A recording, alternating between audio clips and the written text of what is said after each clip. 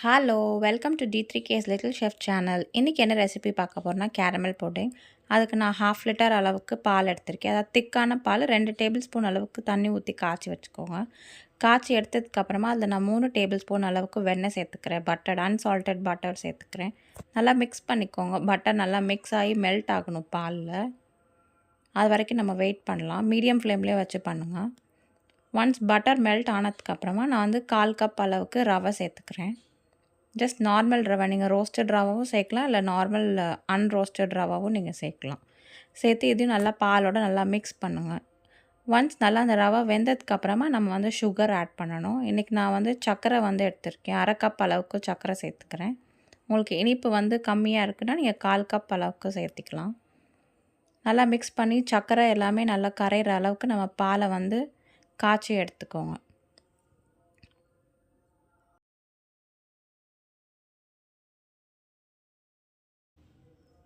எல்லாம் ஒன்று சேர வேக வச்சு எடுத்துக்கோங்க. கரெக்டாக வந்து எனக்கு 15 மினிட்ஸ் ஆச்சு.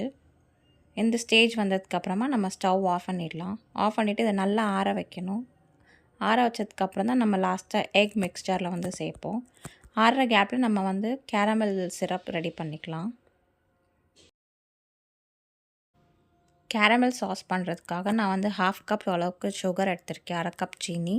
அடி கனமான பாத்திரத்தில் நீங்கள் வந்து இதை ஆட் பண்ணிவிட்டு ஃப்ளேம் வந்து ஹையில் வச்சுட்டு ஒரு 2 டேபிள் ஸ்பூன் அளவுக்கு தண்ணி சேர்த்துட்டு நல்லா மிக்ஸ் பண்ணிக்கோங்க.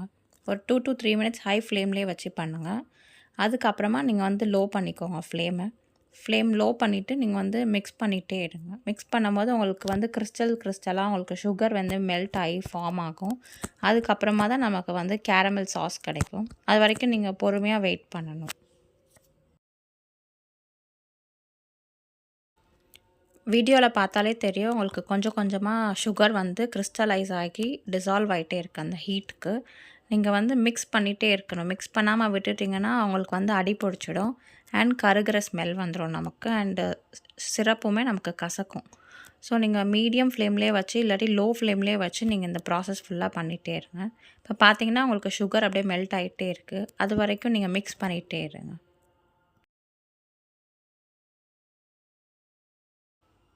இப்போ கலர் பார்த்தாலே நமக்கு லைட்டாக ப்ரௌன் கலரில் சேஞ்ச் ஆகிட்டே இருக்குது. இன்னும் ஒரு 2 மினிட்ஸ்க்குள்ளே நமக்கு வந்து கேரமல் சாஸ் ரெடி ஆயிரும். நீங்கள் எந்த பேனில் வந்து நீங்கள் ஊற்ற போகிறீங்களோ அந்த பேனை வந்து நீங்கள் பக்கத்துலேயே வச்சுக்கோங்க. ஏன்னா ஒன்ஸ் நம்ம கேரமல் சாஸ் ரெடி பண்ணிட்டோன்னா டக்குன்னு நம்ம வந்து எந்த பவுலோ அதுக்கு ட்ரான்ஸ்ஃபர் பண்ணிடணும். இல்லாட்டி நமக்கு வந்து சுகர் சிரப் அந்த சிரப் வந்து ஹார்ட் ஆகிடும். ஸோ நீங்கள் வந்து மீடியம் ஃப்ளேம்லேயே வச்சே நீங்கள் பண்ணிகிட்டே இருந்துங்க. நம்ம கரெக்டாக கேரமல் சாஸ் வந்து ரெடி ஆகிடும். இப்போ பார்த்தீங்கன்னா நமக்கு சாஸ் சூப்பராக ரெடி ஆகிடுச்சு. நான் ஆல்ரெடி பேன் பக்கத்தில் வச்சுருக்கேன். ஸோ அதில் நான் அப்படியே ஊற்ற போகிறேன். நான் வந்து இன்றைக்கி கேக் மோல்டு தான் எடுத்திருக்கேன். எடுத்து ஊற்றிட்டு அப்படியே நீங்கள் ஸ்வர்ல் பண்ணிட்டீங்கன்னா நமக்கு வந்து அந்த சிரப் வந்து ஃபுல்லாக எங்கெல்லாம் கோட் ஆகணுமோ அங்கெல்லாம் நமக்கு கோட் ஆகிடும்.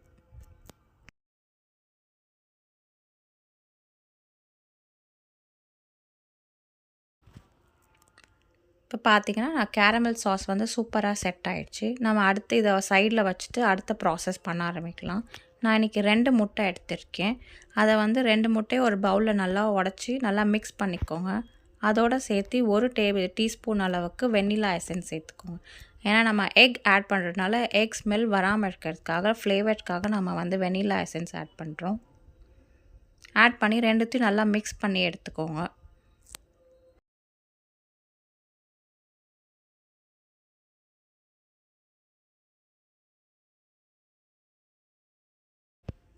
ஒன்ஸ் இந்த மிக்சரை ரெடி பண்ணதுக்கப்புறம் நம்ம ஆல்ரெடி ரவா அண்ட் சுகர் போட்டு பட்டர் போட்டு பாலில் வந்து வேக வச்சுருக்கோம் இல்லையா மிக்சரு, அது நல்லா ஆறுனதுக்கப்புறமா நீங்கள் கொஞ்சம் கொஞ்சமாக இந்த எக் மிக்சரோட சேர்த்துக்கோங்க. சூடாக நீங்கள் சேர்த்திங்க அப்படின்னா நமக்கு எக் வந்து வெந்துடும். ஸோ நீங்கள் வந்து நல்லா ஆற வச்சுட்டு லைட் வார்மாக இருக்கும் போது நீங்கள் கொஞ்சம் கொஞ்சமாக மிக்ஸ் பண்ணி எடுத்துக்கோங்க.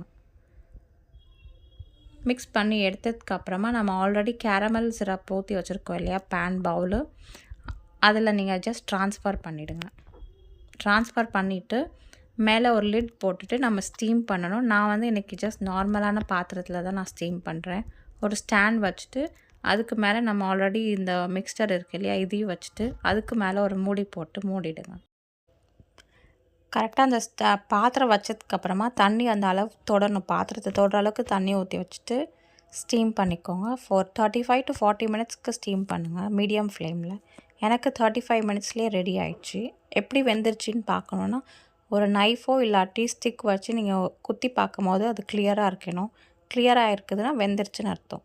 சப்போஸ் உங்களுக்கு வேகலை அப்படின்னா இன்னும் ஒரு 5 to 10 மினிட்ஸ் நீங்கள் மீடியம் ஃப்ளேம்லேயே வச்சு எடுத்துக்கலாம். ஒன்ஸ் நம்ம புட்டிங் ரெடி ஆனதுக்கப்புறமா இது கண்டிப்பாக ஆறணும். ஒரு 1/2 hour to 1 hour வந்து நீங்கள் வெளியவே வச்சுருங்க. அதுக்கப்புறமா நீங்கள் வந்து ஃப்ரிட்ஜில் ஒரு 2 hours உங்களுக்கு சில்லுன்னு சாப்பிடணும் அப்படின்னா நீங்கள் வந்து ஃப்ரிட்ஜில் வச்சுட்டு சர்வ் பண்ணலாம். இல்லாட்டி நீங்கள் அப்படியே கூட சாப்பிட்டுக்கலாம். டீமோல்ட் எப்படி பண்ணால் ஜஸ்ட் ஒரு நைஃப் வச்சு சைடில் எல்லாத்தையுமே ஸ்க்ரேப் பண்ணிவிட்டு ஒரு பிளேட்டை வந்து மேலே வச்சு ஜஸ்ட் ஃப்ளிப் பண்ணிட்டிங்கனாலே உங்களுக்கு அப்படியே நமக்கு கேரமல் சாஸோட புட்டிங் வந்து ரெடி ஆகி அப்படியே நமக்கு வந்துடும் பிளேட்டுக்கு. இந்த ரெசிபி என்னோடய ஹஸ்பண்டோட 36th பர்த்டேக்காக நான் வந்து பண்ணியிருந்தேன்.